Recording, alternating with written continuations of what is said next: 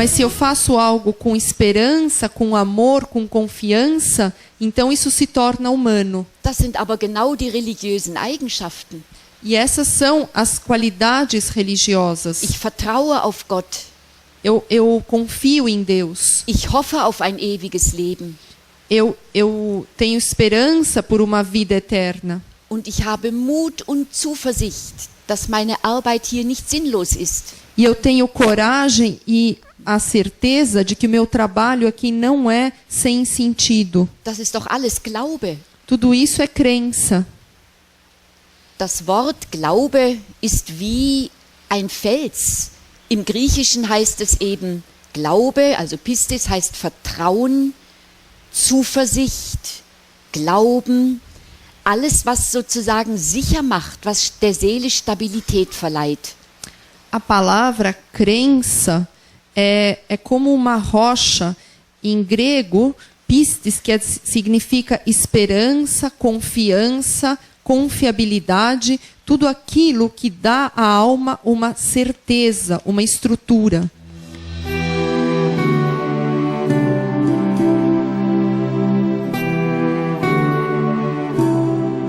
Also das ist klar.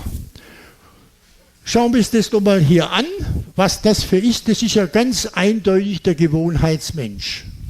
E podemos observar, né? Esse ser lunar é o ser em nós do hábito. Habitu, ja? Genau. Mhm. Bitu. Bito. O. Habitu, ja? Das ist der Gewohnheitsmensch. Esse é o homem, a particularidade dentro do homem que está ligada aos hábitos. Und was ist die Pünktlichkeit? Que é a pontualidade. Das ist eine Pflicht. A pontualidade está ligada ao dever. Dever. Dever. Ja. D-E-V-E-R. Ja, ist der Pflichtmensch. É Ganz o klar. homem do dever. Und jetzt kommt was ganz Schönes. E agora vem algo muito bonito. Wer ist ein Sternenmensch? Quem é o ser humano com particularidades estelares? Der kommt immer viel früher. Ele sempre chega um pouquinho antes. Was ist denn ein Sternenmensch? O que é uma pessoa estelar? Der nicht aus Gewohnheit handelt. Ele não atua a partir do hábito. Der nicht aus Pflicht handelt. Ele não atua a partir do dever. Sondern der es gerne macht. Mas ele atua porque gosta.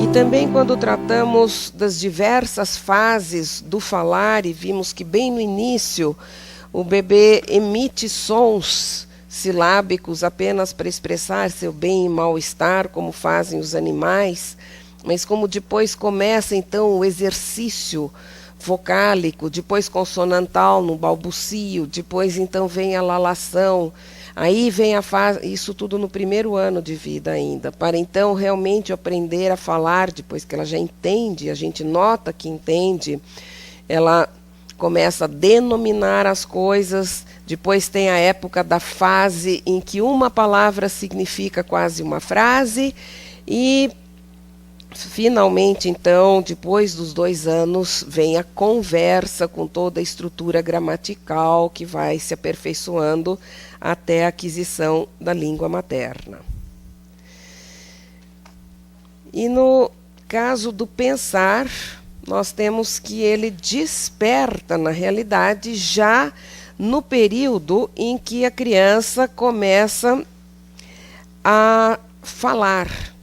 Tanto é que um dos autores cita, acho que é o próprio Karl König, um filólogo chamado Jaspersen, que diz que ele vivenciou uma criança que, paradoxalmente, ao que a gente costuma dizer, que é pense antes de falar, essa criança disse assim: deixa-me falar para eu saber o que eu estou pensando. Então, isso mostra como a partir da fala é que se estrutura o pensamento.